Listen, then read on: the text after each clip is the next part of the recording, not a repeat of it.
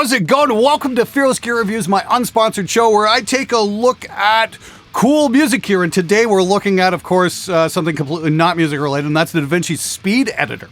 I've been working with Davinci Resolve for the last couple of years. I really like the system. I bought the ATM Mini back here, the Pro ISO, last fall, and I've been using that, and I've got a Blackmagic Pocket 4K cinema camera on the stand that I'm talking into right now. In other words, I have bought into the system and it works great. I mean, I'm still using the Air Step to switch and get my product shots and all that kind of thing.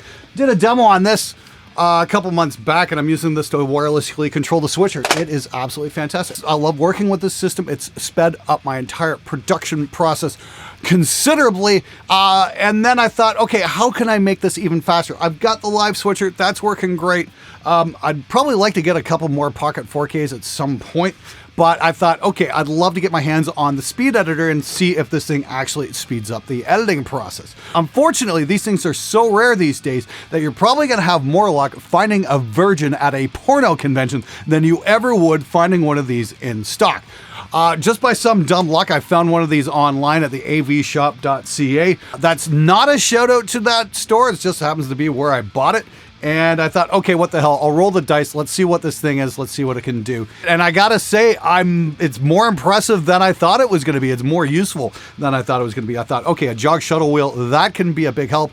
I mean, like, I went to college in the days when we had these great big wheels for editing video on tape, you know what I mean? And I kind of miss that. And as an interface, this works pretty well. The one caveat is you're going to have to learn the Davinci Resolve cut page. Not the edit page, the cut page.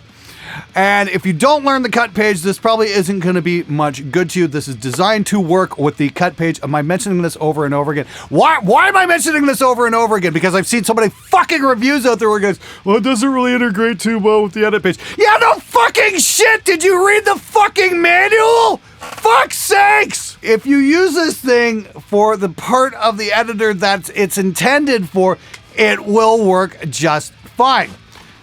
Now, I think this thing cost me about 400 bucks Canadian. It wasn't the cheapest thing. I mean, like, is it worth 400 bucks?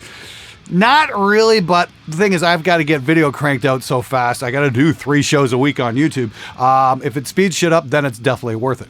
Now, they've also got a full-size editor keyboard with an actual keyboard and then all these extra keys and the jog shuttle wheel and whatnot. But it's a fucking $1,000! Like, what the hell, Blackmagic? Did you guys go to the Axifex school of overpriced peripherals like they did with the fucking Axifex foot switch? I mean, come on.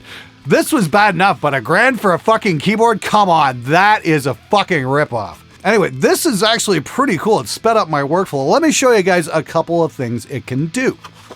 All right, so I'm on the desktop. I got my ATM Mini Pro ISO here, so I'm doing the switching. I've got my camera up on the speed editor, and of course I've got a screen grab here. So I've got this really long segment I want to take out, so it's pretty simple. All I got to do is hit an in point, scroll down, out point, ripple delete. We're done. Now, so we don't get a jump cut. All I got to do is drop in a close-up, and I'm good to go. Run through this system. So pricing is pretty affordable. Now that close-up didn't quite end where I go to my next cut. All I got to do is hit trim out and scroll that over, and I've got a perfect cut now.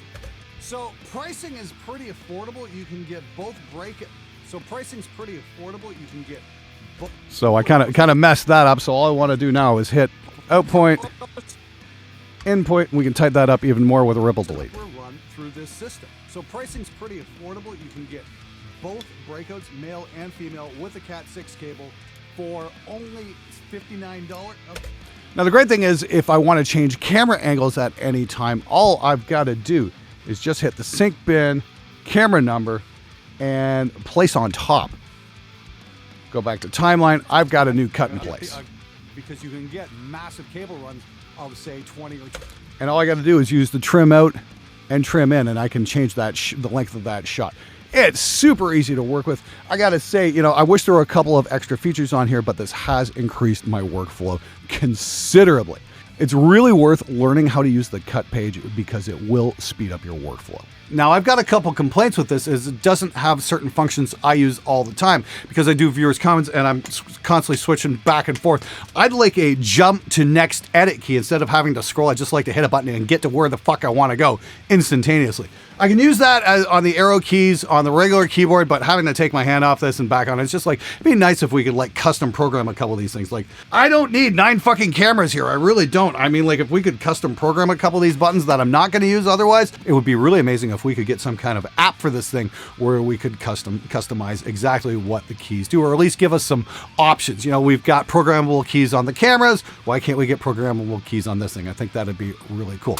My other big gripe with DaVinci Resolve is I speed up audio for viewers' comments all the time. That's usually 15 comments I've got to do. And right now I have to separate all of those out individually, speed them all up and put them back. It'd be great if I could just get a fucking preset where I could just speed the audio up and shrink that section down without pitch correction and be able to just drop that on all the clips instead of having to fucking do it the way I'm doing it right now. I'm like, I have timed myself and I've got it down to about 6 minutes per episode just for doing the speeding up the comments. But that's something that should be under a minute. Honestly, I mean, like the whole audio speed thing is still really fucking clunky. So if you're looking to get into DaVinci Resolve and you do any kind of audio retiming, just beware of that part of the interface needs to be cleaned up because right now it kind of fucking sucks. Now, the other big fucking disappointment for me anyway was the fact that Blackmagic announced the Pocket 6K Pro. Because I'm looking at maybe getting a couple more cameras in here because that camera and this camera don't sync up correctly because this is kind of consumer grade HDMI. It's a pro level HDMI, so I get audio sync issues like the audio doesn't quite match up. This second camera is a little bit slower, so just even for that to have the cameras synced correctly, I think would be a huge benefit. But I gotta say, I heard they were putting out the 6K Pro, and I'm like, awesome, cool. You know, they got a better battery, they got ND filters, okay, great. But I gotta say, I'm really fucking pissed off with it because they did not include a flip screen. And that is the one thing I've been screaming at camera manufacturers for the last few years is, put a fucking flip screen on your fucking cameras! Fuck's sakes! No, what do? They put a tilt screen on it. It's like, oh, well, you know what? I've already got that, you know. Here, this is an A7S Mark I I got in 2014. It's got a flip screen as well. Congratulations, guys. You've caught up with 7-year-old technology. Way to go. Seriously, though, and I've commented on a couple of places, and a few snooty people have been like, oh, well, it's a cinema camera. I'm like, and? What? We can't put a fucking flip screen on a cinema camera? Isn't it against the law? Is it fucking illegal? No! Fuck, just make it easy for us. Not all of it. Here's the thing I don't understand from Blackmagic's marketing department is that a lot of the people making content on social media are in front of the camera. So this is what I'm looking at when I shoot every day. I mean, like, I've got my great big monitor mounted to the wall, but I mean, like, here's my camera jammed in the corner here.